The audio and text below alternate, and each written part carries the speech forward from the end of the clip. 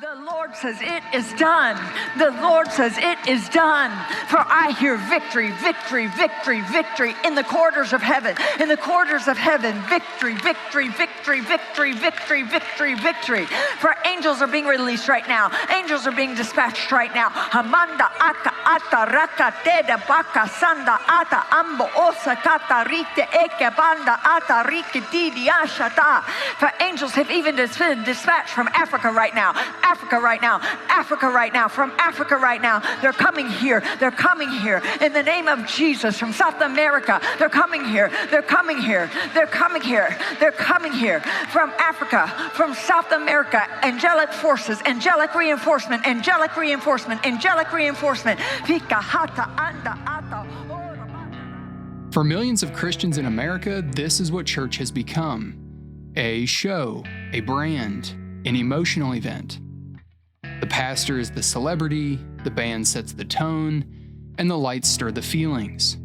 It's powerful, it's polished, and it's captivating. But behind the lights, camera, and action lies something deeper. You're not just being led in worship, you're being sold something. A vibe, a personality, a product that is packaged in spiritual clothing. And the question we have to ask is this: if this isn't what church is supposed to be, then what is? In the American evangelical landscape of today, Christianity has been quietly reshaped by the logic of the public marketplace. The local church is no longer seen as a sacred institution. It is treated like a spiritual product. You shop it like a gym or a restaurant. Taste, energy, vibe, and amenities. But this is a problem, because the church is not a business, and worship is not entertainment. Your pastor is not a brand. The real issue actually goes deeper, though, than the fog machines and prepackaged sermon series. Those are just symptoms. The root problem is that we've forgotten what the local church is for, which is what I want to unpack in this video. But before we get into it, welcome to Canon Creed. My name is Miles, and this is the channel where we are bullish on recovering classical Protestant faith practice and piety, all in a digestible manner. So if that sort of thing interests you, subscribe to the channel and let me know in the comments which Christian tradition you're listening from. If we've forgotten what the local church is for, then what is it for? Ask around and you'll hear a dozen answers. Community, inspiration, mission, discipleship, all good things, but none of them are at the heart. Both biblically and historically, the local church exists to deliver Christ to his people, not just ideas about him, not feelings about him, but Christ himself, given through what the Reformers called the means of grace, the ordinary appointed ways that God gives what he promises, through both his word preached and his sacraments administered. This is the church's internal life, nourishing the sheep, not entertaining the goats. Yes, the church is commissioned externally to disciple the nations, but when she gathers, her mission is to feed the flock, not market to the crowd. Yet for many Protestants and modern evangelicals, this language is completely foreign. They've never been taught to expect anything from the sacraments, and they've never been taught that God actually works through them to give real grace. In his book, A Lutheran Toolkit, Lutheran theologian Ken Sundit Jones warns that the hacking of God's electing work happens when the world, the devil, and my sinful self get me to think that I can't count on God's promises in Jesus. This little word that Luther's hymn says subdues the enemies of the gospel comes to be seen as powerless, weak, and impotent.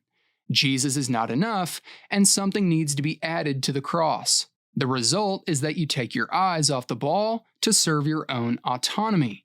Your attention is pulled away from the one single thing you need for your salvation, the one thing that is required for the existence of the church. What's missing from this picture is Jesus Christ and him crucified. And this really is the root issue. It's not just a matter of style, but substance. And to fix it, we have to retrieve and commit to memory what grace actually is. Because if we get grace wrong, we get the local church wrong. The pulpit becomes about self-help, The table becomes optional. The church becomes a TED Talk offering therapy instead of theology and motivation instead of mercy. So, what is grace?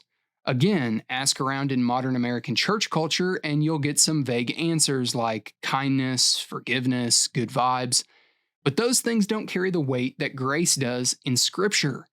To recover the Protestant understanding of grace, one must know the landscape that the Reformers existed in. In medieval Roman theology, grace was treated like a spiritual substance, something infused into the soul through the sacraments. Christ earned the merit, the church became the storehouse, and the sacraments were the delivery system to infuse that grace.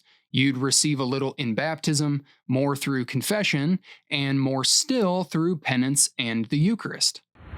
Looking again at Dr. Jones, he explains that the church in Rome taught that in his crucifixion and death, Christ earned everlasting merit from God, who bestowed that merit on the church. The church's job was to function as the storehouse of that merit, with the Pope as the vicar, seeing to it that it was all distributed properly. What was distributed was a substance called grace. You might understand how it functions by calling it oomph. You get some oomph initially in baptism to deal with original sin, and then more oomph is given to create a desire in you for both good deeds and more oomph. Where the Roman Church thought of this oomph or grace as a substance to accumulate, Luther turned this approach on its head. He regarded grace less as a thing and more as something active on God's part. It's more verb-like than noun-like. The sacraments aren't some convenience store where you can fuel your spiritual SUV or moral minivan. Instead, the sacraments are God acting in a gracious way toward you, delivering the benefits that Christ wants to give you. The essence of the sacraments is that they consist of a trustworthy promise. And that phrase, a trustworthy promise, is the heart of Protestant theology. Grace is not a thing to collect, but a promise to believe. And that promise isn't abstract. It's not hidden. It's visible, tangible, receivable. The church is not a mystical convenience store like a gas station where you come to top off your tank. It's the legal execution of God's will. Take, eat, this is for you. Christ's body and blood shed for the forgiveness of your sins. The church doesn't sell grace, it dispenses it, freely, publicly, and regularly through both word and sacrament. As Puritan divine Thomas Watson notes, a sacrament is a visible sermon, and herein the sacrament excels the word preached. The word is a trumpet to proclaim Christ, the sacrament is the glass to represent him. This is why the Reformers didn't see the sacraments as optional add-ons, and they didn't treat preaching as sufficient in isolation either. They saw both word and sacrament as two hands of the same Christ, delivering the same promise by different means, the ear and the eye. As English reformer William Perkins notes in A Reformed Catholic, where he writes that the word preached and the sacraments differ in the manner of giving Christ and his benefits unto us, because in the word the Spirit of God teaches us by a voice conveyed to the mind by the bodily ears, but in the sacraments annexed to the word by certain sensible and bodily signs viewed by the eye. Sacraments are nothing but visible words and promises. Otherwise, for the giving itself, they differ not. In other words, both are channels, but neither work automatically. They work because God works through them by His Spirit when received by faith, which is why the Reformers fought so hard to hold them both together. But in today's church, that union of word and sacrament has been severed. In the late Middle Ages, the church overemphasized the sacrament, almost eclipsing the preached word. The Reformation corrected that. But in today's modern evangelicalism, we've overcorrected in the other direction. The pulpit has eclipsed the table and the sermon has replaced the supper. We've taken what God has joined together and separated it, and the result is a very disfigured church experience. The pastor becomes the main event, the table becomes a quarterly footnote, and slowly, almost imperceptibly, the church begins to orbit around a personality instead of the presence of Christ. Worship becomes a brand, the stage becomes a platform, the congregation becomes an audience, and the gospel just becomes an experience that is marketed and monetized, which is a perfect example of the importance of the confessions. They're not just defining doctrine, but building hedges around the gospel, such as Article 19 of the Anglican Church's 39 Articles, which states that the true Church of Christ is a congregation of faithful men where the pure Word of God is preached and the sacraments are rightly administered according to Christ's institution. This wasn't just an anti-Roman Catholic reaction. It was a shared conviction across Lutheran, Reformed, and Anglican traditions. It was universal in the Reformation. The means of grace are not extras, they're the hallmarks of the church. And when you remove them or separate them, you leave a vacuum that culture is all too eager to fill. Which is exactly what's happened.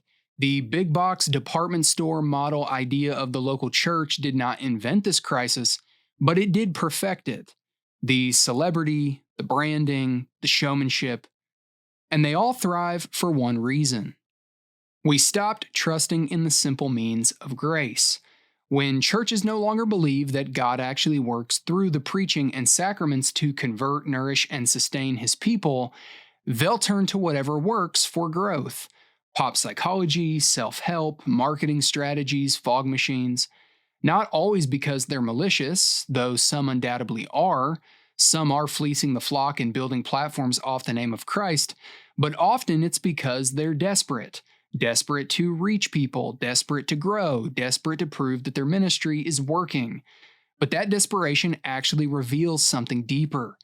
A lack of trusting the Spirit, a lack of trusting the Word of God, a lack of trusting in the ordinary simple means that God has ordained. So they improvise, they manufacture outcomes, they chase results, they trade presence for production, truth for traction, and word for wow. And in doing so, they stop dispensing Christ and start marketing themselves. So what is the solution to this problem?